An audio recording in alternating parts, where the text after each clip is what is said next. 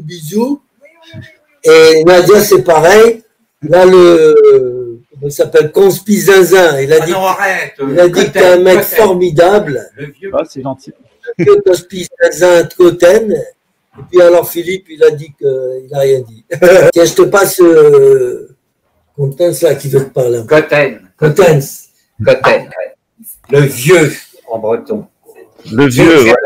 Pascal, je vais revenir un peu, Pascal, sur le témoignage de Nadia, qui était très paniquée tout à l'heure en me disant non, je ne vais pas y arriver, il faut que je prenne mon papier. Et je lui ai dit juste, laisse donc les anges te donner le verbe et ça ira bien tout seul. Merci Nadia pour ton témoignage courageux. Effectivement, bon, il se trouve que nous nous connaissons depuis une grande année maintenant, que je l'aide comme je le peux dans un dossier qui est à peu près invraisemblable, mais qui est aussi un modèle du genre. C'est ce que je dis assez souvent, ta vie est un roman, celle de ton fils aussi, et ce qui est en train de se passer avec l'institution judiciaire, c'est véritablement un cas d'école, c'est-à-dire que on a à peu près tous les ingrédients. On a une juge des enfants qui lui explique à l'issue d'une audience pendant laquelle, bien sûr, les enfants ont été confirmés en placement et à l'issue de laquelle elle lui intime l'ordre d'aller faire une expertise psychiatrique chez un psychiatre que j'avais déjà croisé dans un dossier en 2007 à l'époque de l'affaire de Vincent avec Stan Maillot. Je lui ai évidemment dit immédiatement ne va surtout pas voir ce psychiatre dont j'oublie le nom juste à l'instant, il vaut mieux pour lui, mais on le retrouvera à l'occasion. À l'issue de l'audience, la juge qui lui intime l'ordre donc d'aller voir ce psychiatre dont je sais pertinemment qu'il pratique la loi de l'omerta, qui est la première loi pratiquée par l'institution judiciaire française, c'est-à-dire la loi de la mafia, la loi du silence, où tu te tais, où tu es mort. Aujourd'hui, c'est la pédophilie, le fléau national. Et j'espère que toi, moi et beaucoup d'autres, on va lever la tête et on va leur mettre des fessées à tous ces gens-là jusqu'à ce qu'ils disparaissent. Alors, voilà. Tu sais, Gérard, ici, la pédocriminalité, on en a très peu dans les favelas. On a eu plusieurs cas où il y avait quelqu'un qui a fait des attouchements sexuels sur des enfants, où il s'est fait couper la bite et les testicules, où il s'est fait couper la tête, et il y a même un père de famille qui lui a coupé. Le type avait violé 3 enfants dans le quartier. Quand les enfants ont parlé, c'était 2 de ses enfants, il est allé chez le type, il lui a coupé les couilles et la bite, il lui a mis dans la bouche, il lui a coupé la tête, et il a amené sa tête au bureau de police, et il s'est livré à la police. Et ben, les policiers l'ont laissé s'échapper. Ah ben, ils ont raison, tout à fait, mais on devrait faire ça en France. Oui, alors chez nous en France, on a fait une prison là chez moi à côté de Poitiers, prison à Vivonne, toute neuve, il n'y a même pas 10 ans. Ils ont la console de jeu, la télé, et ils sont entre eux. Et à Saintes, où était Joël Le Squarnec, en même temps que Stan Maillot, j'ai une amie qui était gardienne de prison, qui était l'ancienne boulangère, qui était là où je travaillais à Cognac. Maintenant, elle est gardienne de prison à Fresnes.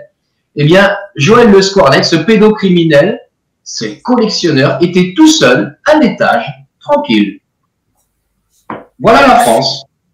Et là, je viens de le dire, dans toutes les prisons françaises, ils se la font belle. Et la castration chimique ne suffit pas. On le met en prison, on le serre et on lui fait la misère. Non, ces gens-là, ils sont respectés parce que souvent, on dit que ce sont des gens de qualité parce qu'ils ont de grands postes et tout et tout. Ça ne s'ébruite pas trop. On ne te dit pas que tel ou tel, alors ils sont tous passés pour des escrocs, et tu leur demandes pourquoi ils sont là, et tu dis, bah, moi, c'est une escroquerie, moi, c'est un accident, moi, c'est si. Jamais ils te diront qu'ils sont pédophiles. Mais les surveillants, ils nous le disent. Parce que quand ils arrivent en prison aux arrivants, ils ont leur dossier. Donc, ils viennent, ils disent, hey, Forêt, celui-là, pédophile. Celui-là, pédophile. Il y en a un qui avait réussi à passer, un ancien militaire, soi-disant militaire. Il avait une sale gueule, il n'avait pas une tête de pédophile. Mais bon, est-ce qu'ils ont des belles gueules, les pédophiles? J'en suis pas sûr. Le mec, il était avec nous. Il se faisait passer pour un tueur. Quand je lui dis, t'as fait quoi, toi? Il me dit, bah, moi, j'ai tué à coup de manivelle, j'ai tué le frère de ma femme. Ah bon? Bah, nous, on l'a cru, hein. Il le disait si bien, il avait de très belles paroles à ce niveau-là. Et, bon. Et un jour, moi, je vais au tribunal, et lui, en même temps. Et je le vois passer, et en vérité, il avait violé le fils de sa femme, de sa seconde femme, de 12 ans, il l'avait violé. Et sa femme, c'était une Africaine, elle a appelé son frère. Le frère, il est venu pour lui casser la gueule. Bon, il a été plus rapide, lui, il lui a mis des coups de je sais pas quoi, il l'a tué. Mais en vérité, à la base, bon, il avait tué quelqu'un, c'est sûr, le frère de sa femme.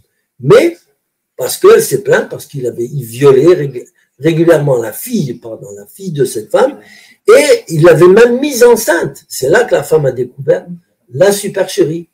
Et ça fait un scandale. Bon, après, moi, quand je l'ai su, toute la cour l'a su, et du coup, il a changé de prison. Voilà. Bon, maintenant, j'aimerais bien te passer, si tu as le temps, de te passer Nadia, là, qui va te parler un peu de son affaire. Aussi, elle a eu un enfant avec un fils Rothschild, c'est pas n'importe qui, et évidemment, elle lui a fait des procès et tout, mais c'est un Rothschild, donc il a forcément gagné. Je te la passe. Bonjour, est-ce que vous pouvez vous présenter, votre prénom, qui vous êtes, pourquoi vous êtes ici et qu'est-ce que vous voulez nous dire ensuite? Merci. Alors, je m'appelle Madame Chavin. Je suis là pour mon petit garçon qui s'appelle Elliot. C'est effectivement un fils caché de Monsieur Philippe de Nicolai Rothschild, donc il fait partie de la famille qui est congérée de ma banque, etc. Je viens parce que je suis très inquiète. Déjà, je voulais aussi parler en tant que femme et en tant que maman. Donc, c'est une horreur d'entendre tout ça, d'être confrontée à tout ça, de voir quel mal on peut faire aux enfants. C'est ignoble, ça n'a pas de nom, quoi. Et au jour d'aujourd'hui, je suis extrêmement inquiète parce que ça fait depuis le 6 juillet 2019 que je n'ai pas pu parler à mon fils, qui aujourd'hui a 10 ans. Donc, Monsieur Philippe de Nicolai s'est arrangé pour qu'une autre personne reconnaisse son enfant. Il ne veut évidemment pas faire de test ADN ni quoi que ce soit. Et en fait, cet homme chez qui il l'a mis écrit, et son avocate l'aide à écrire des propos sexuels sur la vie intime de mon petit garçon. Le procureur a prouvé les fantasmes de cet homme. Et Et je ne sais plus quoi faire. Je suis allée en audience. Les juges n'écoutent pas. Je leur dis que c'est grave. Je leur dis que la situation est grave. Je leur dis que mon petit garçon est en danger. Ils me disent, mais écoutez, c'est un homme merveilleux. Un jour, il l'a emmené faire de l'acrobranche. Mais on est sur quelle planète? Je veux que ces horreurs cessent. Donc, mon fils me soit rendu. Il y a eu des enquêtes de gendarmerie. Il y a eu des procureurs qui ont regardé ma situation, qui ont dit que j'étais une très bonne mère. Il y a même une expertise psychiatrique qui dit la même chose. J'ai fait tous les examens. Tous les examens prouvent que je suis une bonne mère et on confie mon petit garçon qui a 10 ans à un homme qui a des fantasmes et des attitudes de pédocriminel. Ce n'est pas possible. Ce n'est pas possible. Il faut que ça cesse. Il faut que mon petit garçon revienne. Je le cherche partout. Il s'appelle Elliot Chavin. Et je ne sais pas où il est. Okay. Moi, je compatis de tout cœur avec vous, madame. C'est que dans mes cours de gnose, moi j'ai des mamans qui parlent, qui viennent prendre des cours de gnose, et on a remarqué au fil des cours d'année en année qu'on a environ 8% de mes étudiants qui soit ont été abusés sexuellement par leur père, leur mère quelquefois, ou les gens à qui ils étaient confiés. Donc la pédocriminalité, c'est pas un fait isolé, c'est très courant. Il y a énormément d'enfants qui en sont victimes, et malheureusement, on a tendance à mettre en doute soit le témoignage des enfants, on dit ils affabulent, ou les personnes qui dénoncent, parce que généralement, lorsqu'on dénonce la pédocriminalité, eh bien, on se retrouve soi-même accusé de diverses choses, parce que les pédocriminels sont extrêmement actifs pour leur défense. Ils ont un véritable réseau de pédocriminels et ils se serrent les coudes entre eux, comme toutes les coteries d'ailleurs. Mais on a véritablement en France une espèce, et en Suisse aussi, en Belgique, une coterie de pédocriminels qui se serrent les coudes et qui se sent intouchables. Sur ma chaîne, j'ai fait une émission, j'ai traité plusieurs fois de la pédocriminalité, où notamment j'ai dénoncé 3 personnes qui sont des pédocriminels notoires, qui sont Daniel Cohn-Bendit, pédocriminel notoire qui vit depuis 50 ans avec de l'argent public, Frédéric Mitterrand qui depuis 50 ans vit avec de l'argent public, qui est un pédocriminel et qui l'écrit, et Gabriel Matzneff, qui sont les 3 plus grands pédocriminels de France, qui sont considérés par la gauche comme des intellectuels, qui ont pignon sur rue, qui font les plateaux de télévision. Et si on s'intéresse un petit peu à leur œuvre artistique, si on peut appeler ça une œuvre, en réalité, on s'aperçoit que ce sont des gens extrêmement pervers et vicieux qui assouvissent la fantaisie. Et Jacques Lang, et qui assouvissent le fantasme sexuel avec des enfants, et ces gens-là vivent de l'argent public intégralement. Oui, et moi, donc, j'ai voulu dénoncer tout ce qui se passait.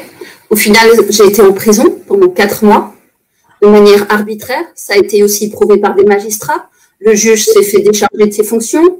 Elle n'est pas renommée. C'est la 2e juge dans mon affaire qui est virée, alors que ces 2 juges-là risquaient beaucoup d'années de prison. Alors, donc, il y a Madame Adeline Boudry, du TGI de Perpignan, et il y a Madame Galix, qui est le juge de l'instruction, qui elle aussi a été déchargée et qui pour l'instant n'est toujours pas renommée. Il y a eu d'autres procureurs d'un autre tribunal de Bretagne qui a prouvé qu'effectivement cette histoire n'avait aucun fondement juridique. Cette affaire n'existe pas juridiquement. On a enfermé mes enfants pour ça, on m'a mis en prison pour ça, on a essayé de me faire traiter de folle, donc j'ai une expertise psychiatrique qui dit exactement le contraire, il y a des médecins qui disent tous exactement le contraire, mais mon petit garçon, au lieu de m'être redonné, alors que tout prouve que je suis une bonne mère, est remis chez cet homme qui a donc ces attitudes-là, de pédocriminel, qui fantasme là-dessus, et on l'écoute. Et il faut que ça s'arrête. Et je suis bien au courant que mon petit garçon n'est pas, malheureusement, pas un cas isolé. Mais il faut que ça s'arrête pour tous les enfants, c'est pas possible. Et je vous remercie vraiment d'être là, et de faire cette émission, et de faire tout ce que vous pouvez pour que ça cesse. Il faut plus de gens comme vous. Bah, chère madame, on n'est pas beaucoup à le faire sur Internet, à avoir le courage de le faire. Il faut savoir que moi, la plupart des vidéos que j'ai fait contre la pédocriminalité, elles ont été strikées par YouTube. Donc, c'est-à-dire qu'il y a des personnes qui font la modération sur YouTube et rien de mieux pour un réseau de pédocriminels que de mettre un modérateur sur YouTube qui, lui, va faire striker les chaînes ou faire taire les gens qui dénoncent la pédocriminalité. En tout cas, merci pour votre témoignage. Est-ce qu'on peut, de quelle manière peut-on vous venir en aide et vous soutenir? Est-ce que vous avez un site Internet, une adresse email? Qu'est-ce qu'on peut faire concrètement pour vous aider? Alors, j'ai une adresse email, j'ai un compte Facebook. Donc, mon compte Facebook est Morrigan France, où j'ai dénoncé pas mal de choses. Je voulais aussi vous dire quelque chose. Morrigan, comment tu écris? Morrigan, M-O-2-R-I-G-A-N, et France comme la France. Je voulais aussi dire quelque chose. C'était quand j'étais en prison, en fait, j'ai reçu un document officiel de la Chambre de l'instruction, dont la présidente est Madame Ayron. C'est la Cour d'appel de Montpellier, qui me disait, Madame, vous parlez trop sur Internet. Comment tu écris Ayron? Ayron, ça s'écrit H-A-I-R-O-N. Et donc, en fait, j'ai reçu un document officiel de cette personne quand je demandais une demande de mise en liberté et qui m'a répondu très clairement par écrit, Madame, vous parlez trop sur les réseaux sociaux, vous parlez trop de ce qui est, vous parlez trop, vous accusez trop. Donc, la seule chose qu'on avait, nous, comme moyen pour vous faire taire, c'était de vous mettre en prison. Et c'est pour ça que vous êtes en prison. Donc, faites attention à vous. Et merci d'être là et merci de m'avoir écouté.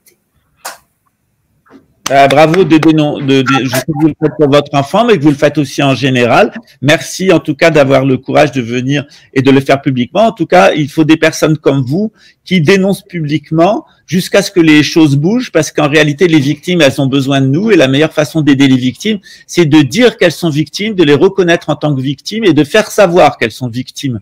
Et ça, c'est vraiment véritablement la première étape. Et en tout cas, je suis de tout cœur avec vous et tous les gens qui sont sur cette chaîne. On a la chance sur cette chaîne d'avoir un public qui est de très bonne qualité. On est en général sur l'intégralité de mes chaînes, on est environ 44 000 personnes. J'ai un public qui est assez exceptionnel, qui est très agréable, qui est de toutes conditions sociales, mais beaucoup de gens très cultivés et beaucoup de gens qui ont du discernement. Ici, on n'est jamais dans la haine, on est toujours dans le discernement des choses.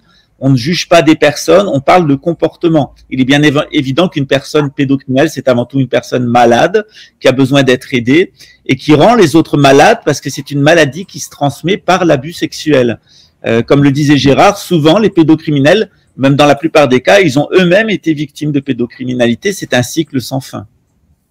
En tout cas, merci beaucoup de venir sur cette chaîne pour nous parler. Merci à vous. Je pense qu'ensemble, on arrivera effectivement à vaincre ce fléau. En tout cas, vous êtes la bienvenue. Je vous redonne la parole quand vous le souhaitez pour la durée. On refera une émission. Elle pourra aussi parler de ça et d'avocats aussi. je crois que ici, tout le monde a son mot à dire. Tu vois. Et moi, quand j'ai lu le dossier, elle m'a montré le dossier, mais j'étais désespéré. Je me suis dit, c'est pas possible tout ça. C'est incroyable que ça se passe en France. Tu sais que Poutine, en ce moment, il est en train de se masturber sur ce qu'on fait. Carrément, il est heureux parce que lui, il dit à Macron, vous me donnez des leçons de morale de ci, de là, voilà, mais chez vous, ça se passe très mal. Et parce qu'il dit, moi, un pédophile en Russie, on n'hésite pas à lui arracher les couilles, c'est direct. Et c'est le goulag, à vie. Et voilà, donc Poutine, en ce moment, il rigole. Il se fout de la gueule de tous ces gens-là, de Macron en particulier, et tout ça. Et le monde entier, je crois, a les yeux un peu braqués sur la France, qui fut un temps était le phare de l'humanité. Aujourd'hui, je dis, c'est encore une toute petite lumière et encore tamisée. Il ne reste plus rien. On n'a plus de leçons à donner à personne. Les meilleurs, comme Pascal Trefengui, sont partis. Et ils sont au Brésil ou ailleurs. Ici, il nous reste que la caca. Voilà, que les salopards, les escrocs, en tout genre, et voilà. Tiens, je te passe Contens là qui veut te parler. Cottens, ouais. Le vieux en breton. Le vieux, Pascal, je vais revenir un peu, Pascal, sur le témoignage de Nadia, qui était très paniquée tout à l'heure en me disant non, je ne vais pas y arriver, il faut que je prenne mon papier. Et je lui ai dit juste, laisse donc les anges te donner le verbe et ça ira bien tout seul. Merci Nadia pour ton témoignage courageux. Effectivement, il se trouve que nous nous connaissons depuis une grande année maintenant, que je l'aide comme je le peux dans un dossier qui est à peu près invraisemblable, mais qui est aussi un modèle du genre. C'est ce que je lui dis assez souvent, ta vie est un roman, celle de ton fils aussi, et ce qui est en train de se passer avec l'institution judiciaire, c'est véritablement un cas d'école, c'est-à-dire que on a à peu près tous les ingrédients. On a une juge des enfants qui lui explique à l'issue d'une audience pendant laquelle, bien sûr, les enfants ont été confirmés en placement et à l'issue de laquelle elle lui intime l'ordre d'aller faire une expertise psychiatrique chez un psychiatre que j'avais déjà croisé dans un dossier en 2007 à l'époque de l'affaire de Vincent avec Stan Maillot. Je lui ai évidemment dit immédiatement ne va surtout pas voir ce psychiatre dont j'oublie le nom juste à l'instant, il vaut mieux pour lui, mais on le retrouvera à l'occasion. À l'issue de l'audience, la juge qui lui intime l'ordre donc d'aller voir ce psychiatre dont je sais pertinemment qu'il pratique la loi de l'omerta, qui est la première loi pratiquée par l'institution judiciaire française, c'est-à-dire la loi de la mafia, la loi du silence, où tu te tais, où tu es mort. Ce psychiatre, effectivement, est un des pratiquants ardents de la loi de l'omerta, donc ne va surtout pas le voir.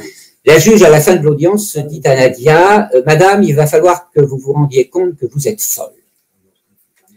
De toute façon, vous pouvez me fournir toutes les expertises psychiatriques que vous voulez. » Elle l'avait déjà faites, avec évidemment des expertises parfaitement correctes et parfaitement intègres et reconnaissant sa parfaite santé mentale. Vous pouvez toujours me fournir autant d'expertises que vous voulez, dit la juge. De toute façon, je vais téléphoner au psychiatre, je lui dirai ce qu'il faut qu'il dise, et vous irez faire l'expertise. Bon, l'expertise en question n'a jamais eu lieu, bien entendu. Mais c'est comme ça que ça se passe. Et ça, c'est un modèle du genre. Le même psychiatre, à l'époque, lorsque Vincent accusait précisément son père d'atteinte sexuelle grave, c'est-à-dire clairement de viol, le même psychiatre parlait d'aliénation parentale par la mère. Ça aussi, c'est un concept fort intéressant qui mériterait de long développement, qui est utilisé de manière systématique ou quasi systématique par les psychiatres du système de couverture et d'utilisation de la loi de l'omerta. Il est utilisé évidemment pour faire une inversion accusatoire, renvoyer la responsabilité de telle ou telle difficulté à la mère. Bon, je voulais raconter un peu cette anecdote parce qu'elle est significative. Tout à l'heure, je disais le dossier de Nadia est un modèle du genre parce qu'effectivement, on retrouve le psychiatre, on retrouve des associations de l'aide sociale à l'enfance. Ça, c'est peut-être à l'occasion d'une autre émission, Nadia reviendra là-dessus, mais elle a tellement de choses à raconter que je peux dévoiler aussi cet aspect-là aujourd'hui. On a des associations, pour ne pas la nommer, à Perpignan, l'enfance catalane, qui est bien connue dans la région, qui précisément, dans l'affaire de Nadia, se fait subventionner par une association européenne qui s'appelle l'Envol européen, qui est une association caritative en direction des enfants. Et comme par hasard, ces subventions commencent au moment où son fils est mis en placement. Elles vont se terminer quand son fils va sortir de Perpignan pour partir dans l'Essonne. Et comme par hasard, dans l'association européenne l'Envol européen, on retrouve précisément le père biologique d'Eliott que Nadia Chavin a cité tout à l'heure. Qu'est-ce que ça veut dire? Ça veut dire qu'en fait, l'ensemble des placements dits abusifs est considéré comme tel d'ailleurs au niveau de l'Europe, au niveau du Conseil national, de la Commission nationale de consultation des droits de l'homme, qui est une institution d'État, au niveau de l'inspection générale des affaires sociales, nous retrouvons le même discours de l'État. Oui, il y a trop de placements en France, 3 fois plus qu'en Italie par exemple, il y a trop de placements en France. Mais ce qui est extraordinaire, c'est que l'État est complètement schizophrène. C'est-à-dire que d'un côté, on a des institutions qui dénoncent, et puis de l'autre côté, on a des parlementaires qui verrouillent radicalement. C'est-à-dire que dès que l'on veut parler des placements abusifs aux parlementaires, c'est silence radio, sauf Jean Lassalle, qui a fait de gros efforts en 2018, début 2019, pour dénoncer tout cela, et puis qui depuis se tait. Pourquoi il se tait? Parce qu'on lui a mis la pression, comme on lui a déjà mis la pression sur quantité d'autres dossiers, et depuis, effectivement, Jean Lassalle n'intervient plus sur ce dossier des placements abusifs, ce qui est bien dommage. On a le psychiatre, on a des subventions étranges d'associations non moins étranges, complètement impliquées dans un dossier très précis. Et puis, on a des juges qui sont au service d'un système global qui est un système pathologique. C'est un petit peu là où je voulais en venir. L'aide sociale à l'enfance aujourd'hui, et c'est une histoire qui date depuis, en gros, Louis XV. Là, je fais un peu référence à l'historienne Marion Sigaud qui parle de l'hôpital général, bien sûr. L'aide sociale à l'enfance est un système lourdement pathologique qui fait de la thérapie à l'envers, c'est-à-dire qui fait de l'aide sociale à l'envers. Alors, ça ne veut pas dire qu'il n'y a pas d'enfants qui doivent être placés parce que tout simplement, ils sont effectivement réellement maltraités par leur environnement, par leur famille. Bien sûr qu'il y a des enfants qui doivent être placés. Les estimations raisonnables, Inspection générale des affaires sociales, depuis plus d'une dizaine d'années, avec, je crois, Pierre Nave, clairement, l'estimation consiste à dire que la moitié des placements ne seraient pas réellement justifiés et devraient être traités autrement, placement éventuel auprès d'un membre de la famille, ou tout simplement accompagnement et aide pour un certain nombre de femmes isolées, souvent victimes de violences conjugales, qui sont elles-mêmes plus ou moins dans des situations de stress traumatique suite à des séparations difficiles, et qui ont tout simplement besoin d'être aidées, point. Mais certainement pas qu'on leur enlève leur enfant, tout simplement parce que enlever un enfant à une femme, les dernières analyses que je peux en faire, c'est que c'était à peu de choses près équivalent à un viol. Pourquoi je dis ça? Parce qu'une femme à qui on enlève son enfant, il faut quand même savoir qu'une femme garde dans son utérus, après la naissance d'un enfant, elle garde des cellules de celui-ci dans son utérus. Ça veut dire qu'il y a un lien énergétique extrêmement fort entre une femme et son enfant, très différent du lien entre un homme et son fils ou sa fille. Et choquer, traumatiser une femme en lui enlevant son enfant, je dis qu'effectivement c'est équivalent à un viol, empire. Pourquoi empire? Parce que ça dure dans le temps, ça dure pas un quart d'heure, une demi-heure, une heure d'un viol standard, j'allais dire, ça dure des semaines, ça dure des mois et ça dure des années. Et les femmes avec lesquelles je travaille, que j'accompagne depuis 10 ans, 15 ans, 20 ans, quelques-unes, certainement pas toutes celles qui me le demandent par téléphone, par Messenger, parce que je ne peux pas. Contrairement aux avocats, je ne travaille pas sur 25 dossiers à la fois, parce que c'est rigoureusement impossible. Toutes les femmes avec lesquelles je suis en interaction depuis 20 ans sur ce genre de dossier sont en stress traumatique non-stop. Elles alternent entre la sidération, l'incapacité à réagir, exactement comme une femme violée va se mettre en état de sidération, puis se dissocier. Alors quand elles se dissocient, on leur reproche d'être trop froides et d'être trop loin de leurs enfants ou de faire trop de procédures. Ou bien elles déjantent, c'est-à-dire qu'elles rentrent dans la colère, elles rentrent dans ce que les imbéciles vont appeler des crises d'hystérie féminine, tout simplement parce qu'elles sont prises au piège. La technique majeure pour rendre folles les femmes auxquelles on enlève leurs enfants, c'est la technique du double lien, de l'injonction paradoxale. Du temps de l'Inquisition, vous êtes une sorcière, prouvez-moi le contraire. Le résultat, la sorcière est brûlée. Du temps des procès staliniens, vous êtes un traître au parti, prouvez-moi le contraire. Le résultat, peine de mort. Une femme sur qui les services sociaux vont, entre guillemets, tomber. Vous êtes une mauvaise mère. Prouvez-moi le contraire. Que peut-elle faire? Rien. À part péter les plombs et hurler sa souffrance, hurler sa douleur. Alors, moi, à titre personnel, en tant que psychologue, psychothérapeute, peu importe, je vais être horrible, mais j'en ai ras-le-bol d'entendre de rencontrer des femmes venir pleurer, hurler et ne rien pouvoir faire. Parce que qu'est-ce que je peux faire avec une femme qui est en train de se faire piétiner? Qu'est-ce que je peux lui dire à part « Ne vous inquiétez pas, ma petite dame, ça va passer ». Oui, vous voulez que j'arrête? Je suis parti en live. Ah ben, je suis parti en live.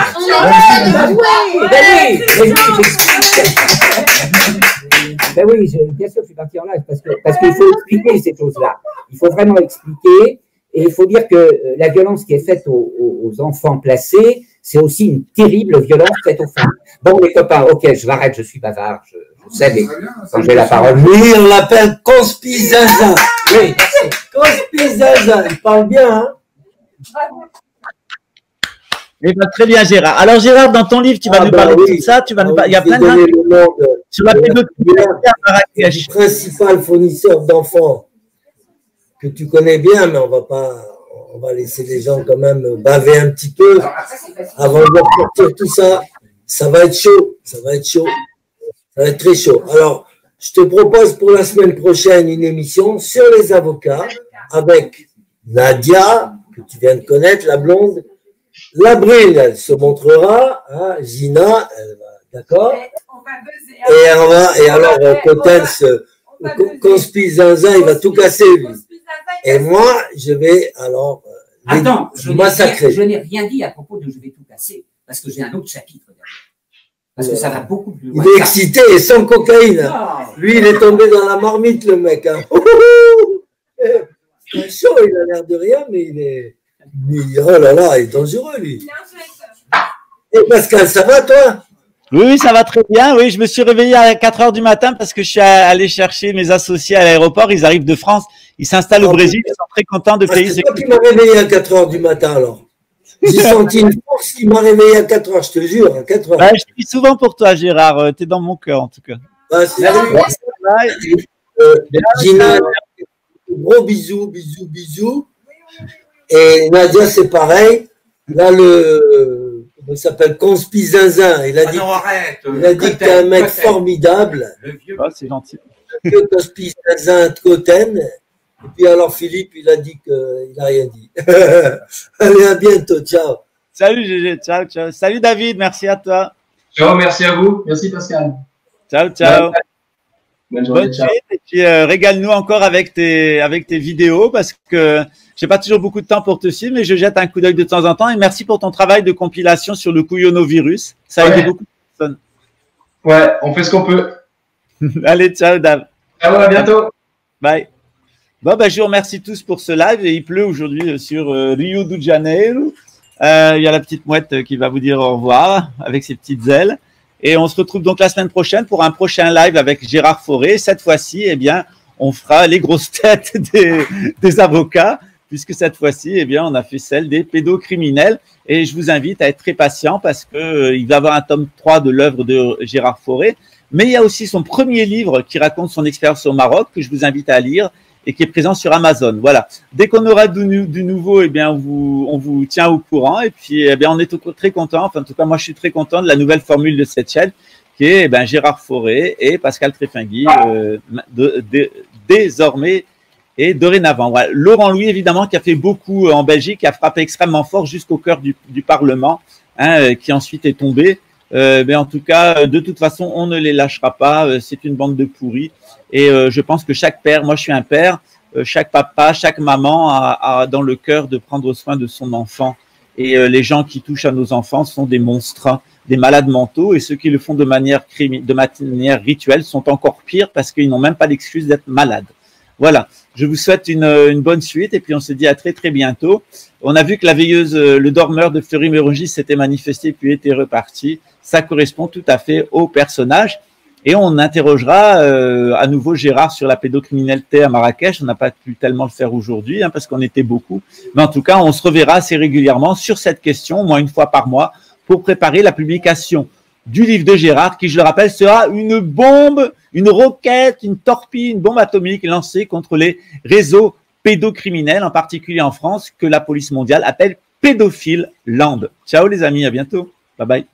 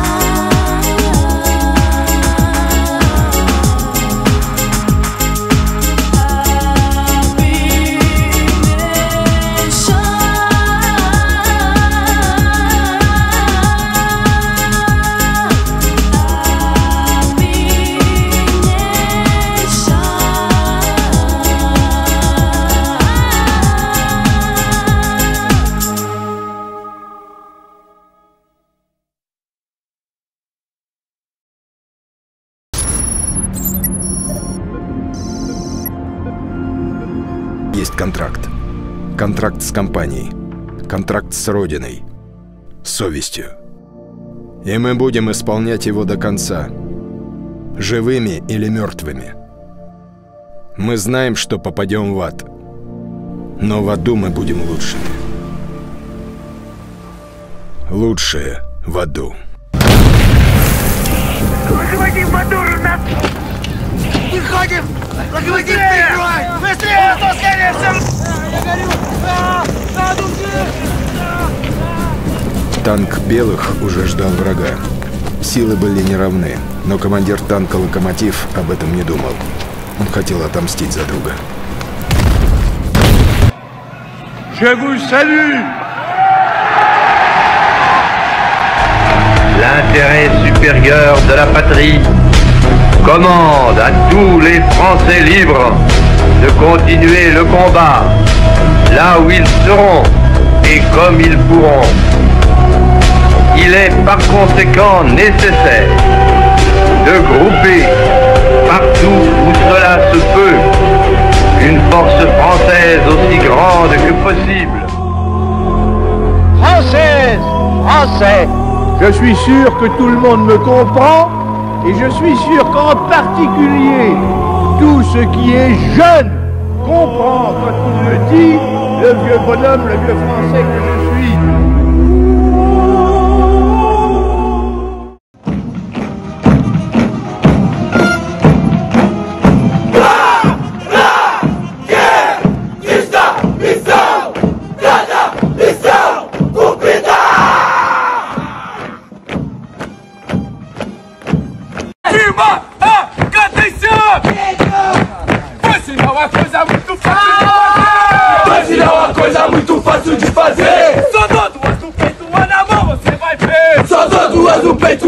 Você vai ver! Tropa de alunos! Bereta na mão! Metralha, metralha! Metralha, ladrão! Mas que curso é esse que vive o tempo inteiro? É o CFC entrando em ação! É o CFC entrando em ação! Aluno Costa Matos, puxa essa noção! O geral tava olhando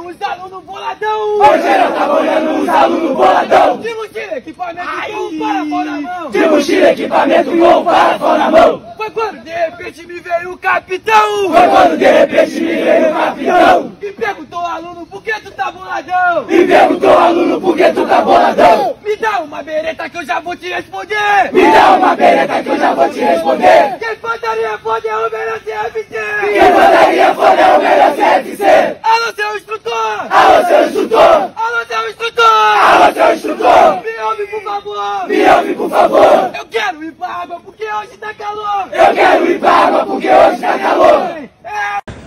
Vitória sobre a morte do sertão do Ceará! Vitória sobre a morte do sertão do Ceará! Guerreiro de Caatinga tem no peito Carcará! Guerreiro de Caatinga tem no peito Carcará! Eu vou pra da Caatinga, você vai pra da sertão! Eu vou pra da Caatinga, você vai pra da sertão! Eu vou pra da Caatinga, você vai pra da sertão! Eu vou pra da Caatinga, você vai pra da sertão! Caatinga! Sertão! Caatinga! Sertão! Sobe o som forte do meu sertão! Sobe o som forte do meu sertão! Surge um combatente com fuzil na mão! Surge um combatente com fuzil na mão! Uniforme bem adaptador! Uniforme bem adaptador! Ele é um guerreiro bem preparado! Ele é um guerreiro bem preparado! Enfrentando as agruras do tempo! Enfrentando as agruras do tempo! Ele resiste, reage a com tempo! Ele resiste, reage a com tempo!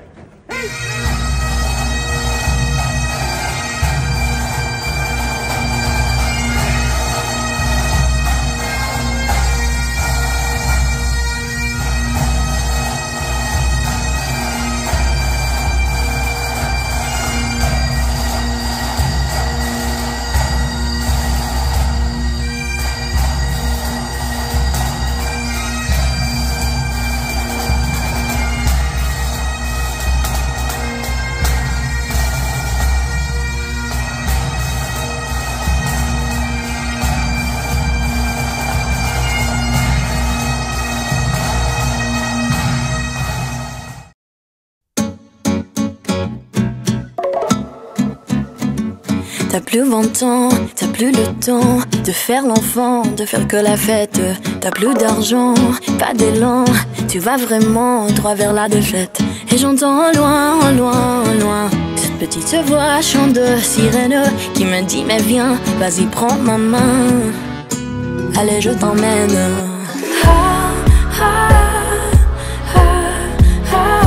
Qui me dit tout bas.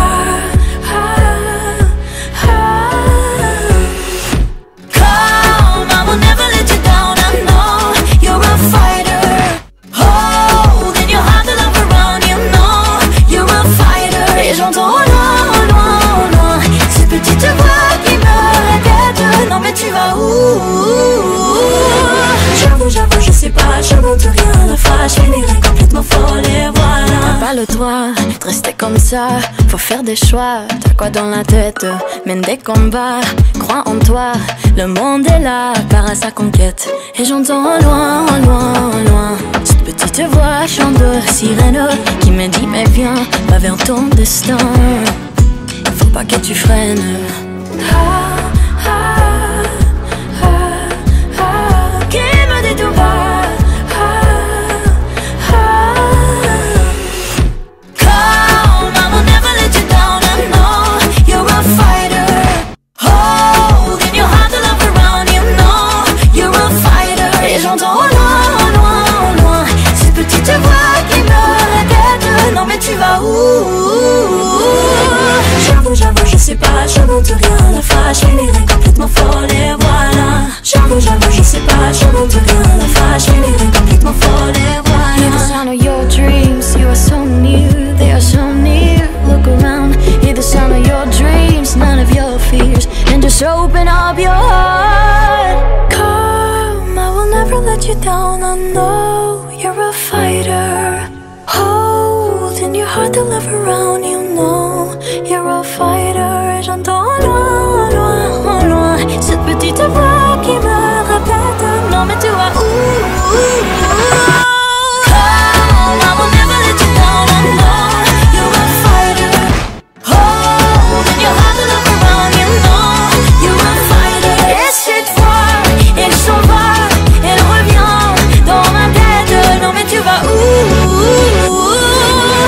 J'avoue, je sais pas, j'invente rien. La fâche finirait complètement folle et voilà. J'avoue, je sais pas, j'invente rien. La fâche finirait complètement folle et voilà. Et voilà.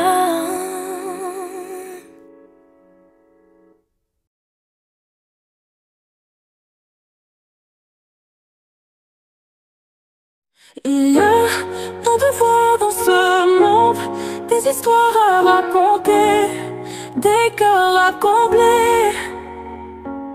Peu importe où tu es né, nous partageons tous la même humanité.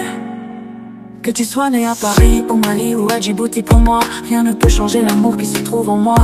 Peu importe ta couleur, peu importe ta provenance, nous sommes tous unis dans cette même danse. Levons les yeux vers l'horizon pour un avenir plein de belles saisons. Main dans la main, cœur à cœur, nous créerons un monde meilleur. Je voudrais qu'il y ait une loi qui permette à tous les enfants du monde entier de vivre dans la paix. Je voudrais qu'il y ait une loi qui permette à tous les enfants du monde entier de vivre en liberté, de vivre dans la paix. Il y a tant de souffrances, tant de larmes et de douleurs, mais ensemble nous pouvons apporter la chaleur aux cœurs brisés, aux âmes perdues. Ensemble nous pouvons construire un monde plus juste. Levons-nous pour ceux qui ne peuvent pas, tendons la main à ceux qui n'ont pas de voix. Ensemble nous ferons tomber les murs et nous construirons des ponts d'amour et de bonheur.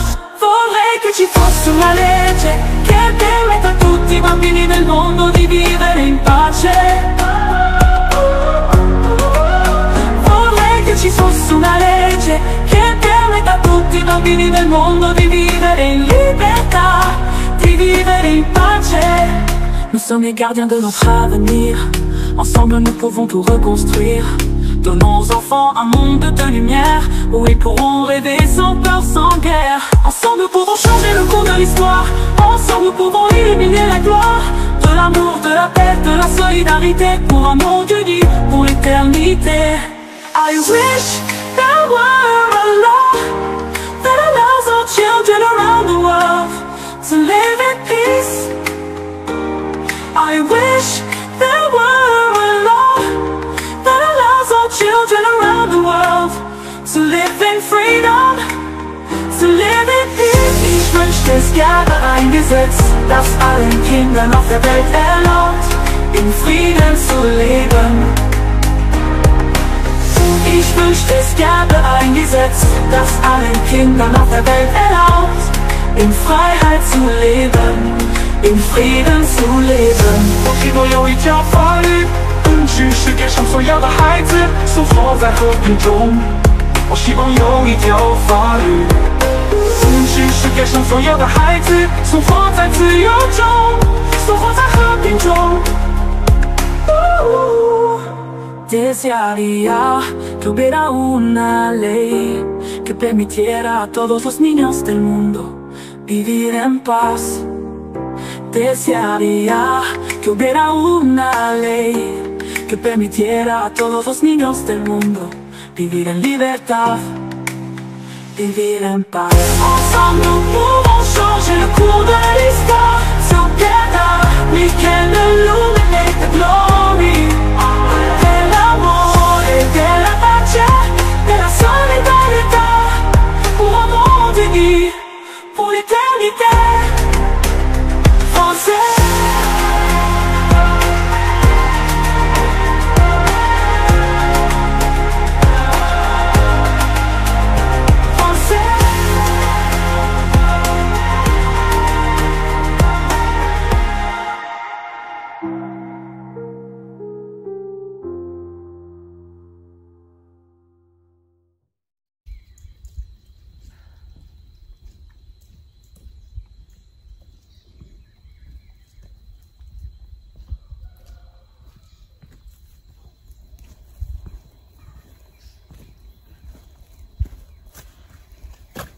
Bonjour les amis, j'espère que vous allez bien.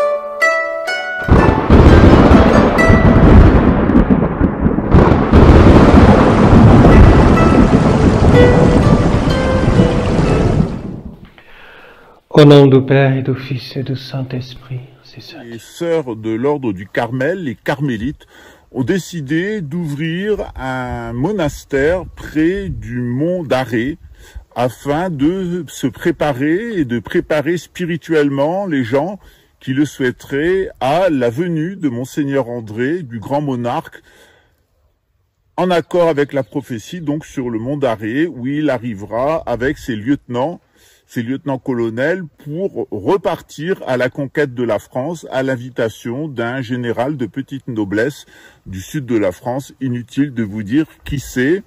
Il sera aidé principalement par la Marine nationale, par Saint-Cyr, Bretagne, et par des militaires français qui ne baisseront pas la culotte ni devant les forces algériennes et l'islamo-gauchisme dans le sud de la France, ni les Orléans et les Russes et leurs alliés iraniens, etc., dans le nord de la France. Donc la reconquête, elle aura lieu à partir des monts d'Arrée, à partir de la Bretagne.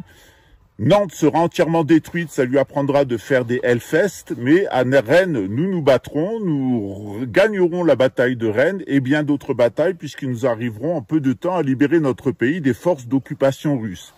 Une fois de plus, cette occupation russo-algérienne de la France, elle sera possible qu'à partir du moment où il y a un certain nombre de Français qui décident de baisser la culotte. Donc, ce qu'on vous propose, c'est de vous préparer spirituellement avec ce monastère du mont d'Arrée. Donc, ce sont des carmélites qui seront chargés de vous préparer d'un point de vue spirituel. Quant à nous, on verra ça au printemps avec la reconstitution du régiment Picardie. Eh bien, on permettra aux hommes qui le souhaitent de rejoindre Monseigneur André et de former une force militaire de frappe pour libérer notre pays. Une fois de plus, eh bien, la Bretagne, Breitz, Mabro, évidemment en avant. Une fois de plus, on va aider les Français. On espère que c'est la dernière fois. on est intervenu à Poitiers, on est intervenu pendant la Première Guerre mondiale, on est intervenu pendant la Deuxième Guerre mondiale. On intervient une fois de plus avec les Grands Bretons pour vous sauver. Eh bien, faites-nous honneur. Vous avez sous cette vidéo les coordonnées afin d'aider ce monastère de carmélites. Si vous avez des meubles, si vous avez des matériaux, si vous avez du temps disponible, si vous avez un peu d'argent, eh bien, contactez la personne en dessous et nous allons vous permettre, eh bien, de participer. Vous qui voulez faire quelque chose, êtes nombreux à envoyer des messages à Monseigneur André.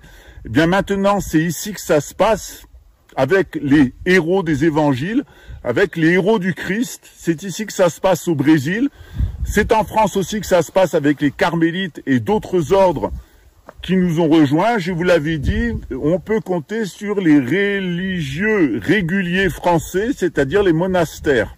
Laissez tomber les séculiers, ceux qui sont dans le siècle, ils sont complètement satanisés par Vatican III au service de la gouvernance mondiale. Mais la résistance, elle s'organise dans la vieille noblesse, celle qui n'a pas trahi, dans le peuple chrétien, catholique qui n'a pas trahi, et dans nos ordres monastiques. La reconquête, de toute façon, se fera à partir de nos ordres monastiques, avec l'appui de l'armée. Une fois de plus, rejoignez nos ordres monastiques, rejoignez notre armée de libération royale, rejoignez Monseigneur André de Biaz. À bientôt, ciao.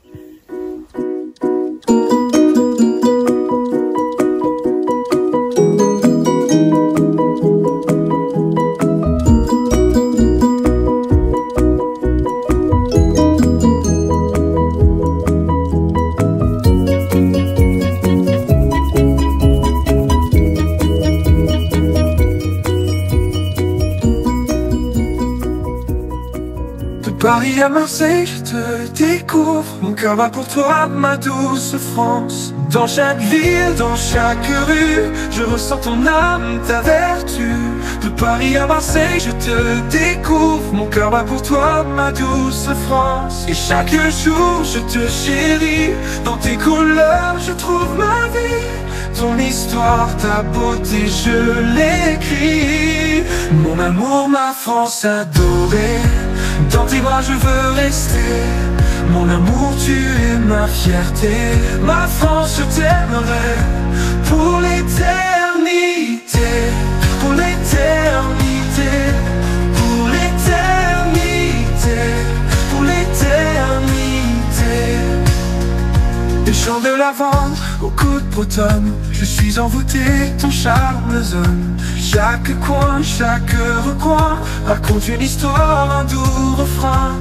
Chaque jour je te chéris, dans tes couleurs je trouve ma vie. Ton histoire, ta beauté, je l'écris. Mon amour, ma France adorée, dans tes bras je veux rester. Mon amour, tu es ma fierté. Ma France, je t'aimerai pour l'éternité. Pour l'éternité. Pour l'éternité. Pour l'éternité. Pour l'éternité. Pour l'éternité. Pour l'éternité. La Seine murmure des secrets anciens. Les Alpes se dressent témoins sereins de l'histoire, de l'amour et de la paix. Pourquoi, oh pourquoi t'es si parfaite? Je vis ma vie dans ton éclat. Sans toi ici, rien ne va. Je vis comme ça dans ta lumière. Ma France, je suis fier. Et chaque jour, je te chéris. Dans tes couleurs, je trouve ma vie. Ton histoire, ta beauté, je l'écris. Ma France adorée, dans tes bras, je veux rester. Mon amour, tu es ma fierté. Ma France, je t'aimerai pour l'éternité. Pour l'éternité. Pour l'éternité. Pour l'éternité. Pour l'éternité. Pour l'éternité.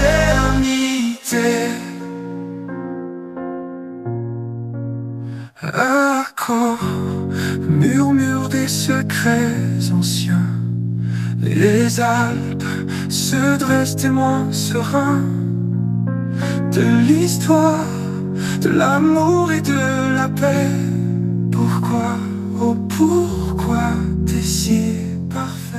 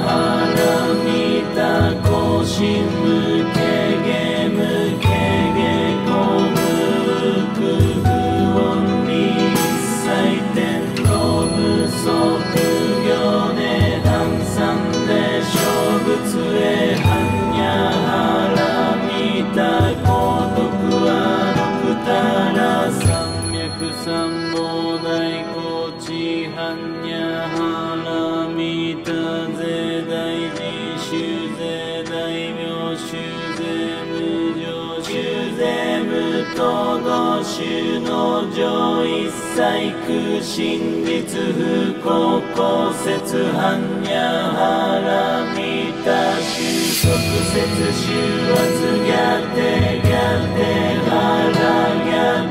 腹そうがて墓地そ赤般若心